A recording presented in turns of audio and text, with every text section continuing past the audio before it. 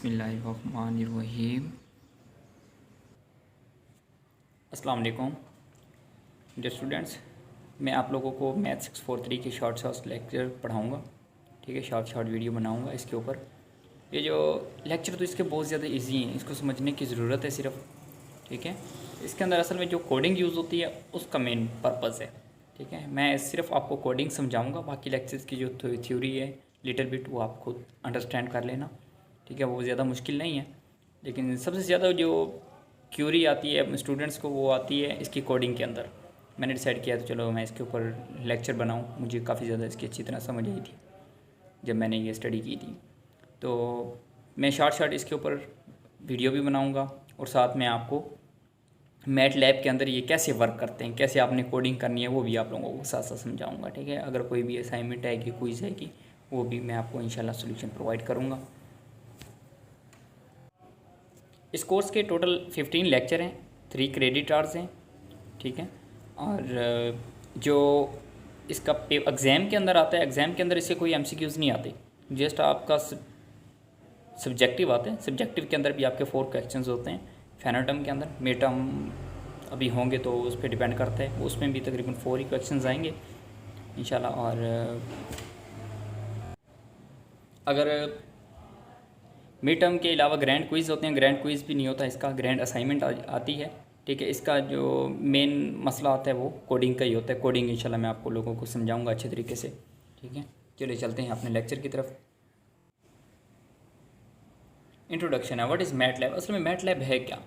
Mat lab है एक, यानी कि इसके अंदर जो कंप्यूटर के अंदर जो प्रोग्रामिंग यूज़ की जाती है, वो जो उसमें जो कोडिंग होती है वो मैट लैब के ज़रिए की जाती है। ठीक है, हमने डिफरेंट देखा होगा कि ग्राफिक्स बनाई जाती है आजकल कंप्यूटर के अंदर, उसमें सारी के सारी कोडिंग होती है। उसमें जो कोडिंग होती है वो मैट लैब की होती है। मैट लैब के कुछ रूल्स हैं, उनके मुताबिक कोडिंग की जाती है। उसके बाद आप जो आपको स्ट्रक्चर चाहिए, जो आपको शेप चाहिए, वो आपकी डायग्राम सेलेक्ट हो जाती है। हम इसमें जो स्टार्ट करेंगे वो इनिशियल से स्टार्ट करेंगे, एडिशन, सब्सट्रैक्शन, डिवीजन से, और आहिस्ता आहिस्ता जाएंगे।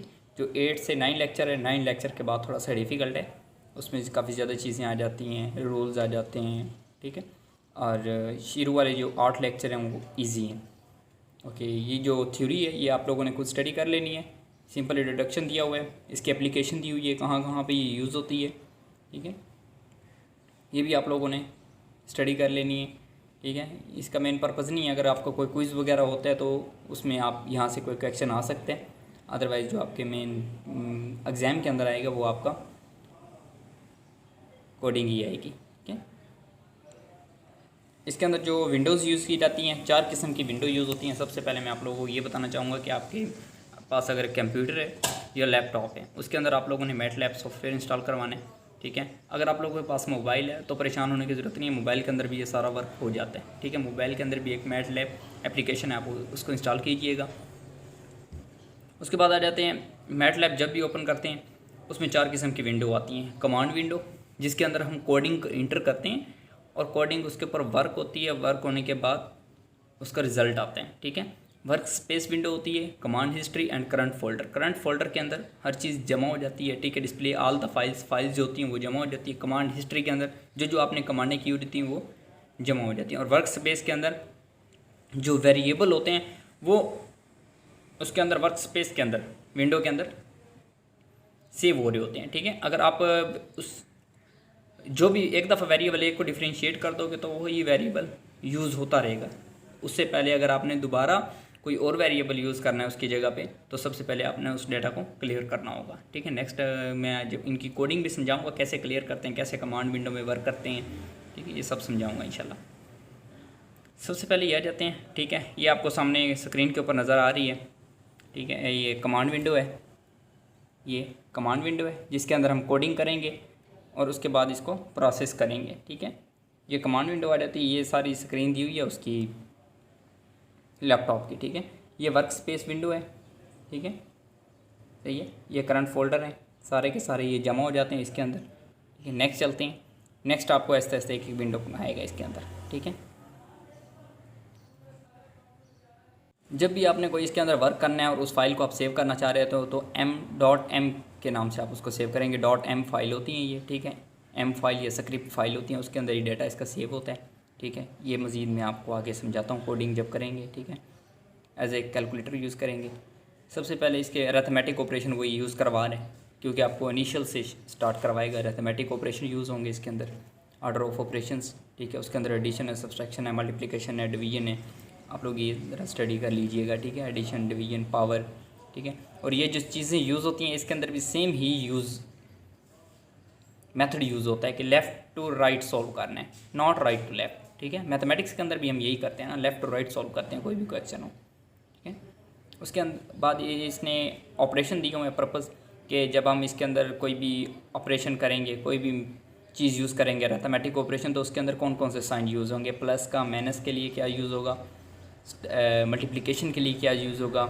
ठीक है, मैट्रिक्स मल्टीप्लिकेशन ऑपरेटर क्या क्या हैं। ठीक है, उस सब के सब ये दिए हुए हैं। ठीक है, पावर के लिए सारी चीज़ें ये दी हुई हैं। ठीक है, exponential operation, scalar and matrix के लिए। ठीक है, ये सारी की सारी, left division operator, right division operator, ये स्टडी कर लीजिएगा। आप लोग नॉलेज के लिए आप लोगों को काफ़ी ज़्यादा ये हेल्प मिलेगी इससे। ठीक है, ब्रैकेट कहाँ कहाँ पे यूज़ होंगी, कॉमा, ये सारी चीज़ें यूज़ हो रही हैं। उसके बाद अरिथमेटिक ऑपरेशन है, ये एग्जांपल दी हुई हैं, या इंशाल्लाह मैं आप लोगों को मैटलैब के अंदर भी सॉल्व करके दिखाऊंगा ये। ठीक है, नोट कर लीजिएगा ये एग्जांपल और इनको मैटलैब के अंदर सॉल्व कीजिएगा। फर्स्ट लेक्चर इजी था। ठीक है, ये एक्सरसाइज दी हुई है। ठीक है, इंशाल्लाह करते हैं इसको मैटलैब के अंदर। आइए मैं आप लोगों को मैटलैब के अंदर इसको कैसे वर्क करता है वो समझाता हूँ।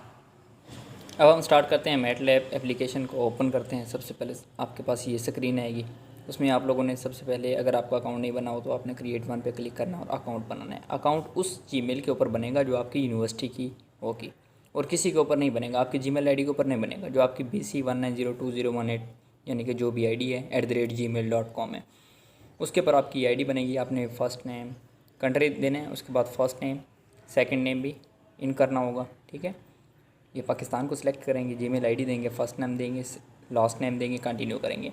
आपके पास लिंक आ जाएगा। ठीक है, पासवर्ड रीसेट के लिए उस जीमेल आईडी के ऊपर, उसके ऊपर आप क्लिक करके पासवर्ड रीसेट करेंगे।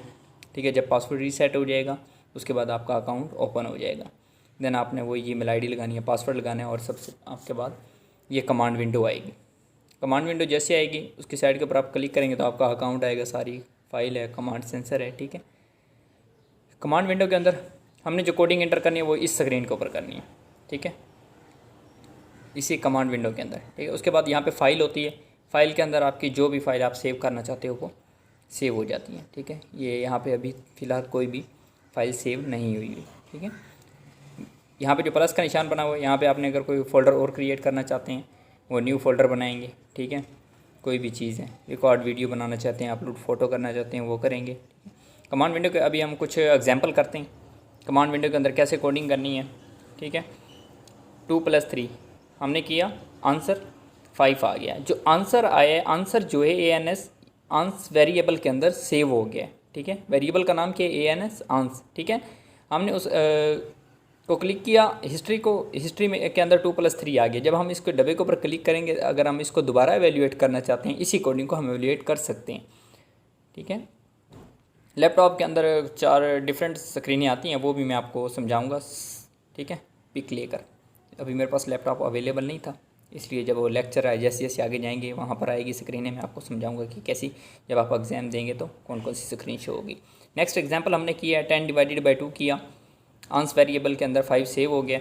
इसको आप आंस के अलावा आप अपने नाम से, अपनी तरफ से भी कोई वेरिएबल का नाम दे सकते हैं। ठीक है, हमने फॉर एग्जांपल A = 10/2 किया तो A = 5 हो गया। अगर आप कोई भी अल्फ़ाबेट नाम नहीं देते तो जो मैटलैब है वो ANS यानी आंस के अंदर, आंस वेरिएबल के अंदर आपके आंसर को सेव कर लेगा। ठीक है, अभी नेक्स्ट हमने इसको क्लियर किया है। ठीक है, अगेन हम एक और क्वेश्चन करने जा रहे हैं, एग्जांपल थोड़ी लॉन्ग एग्जांपल करेंगे।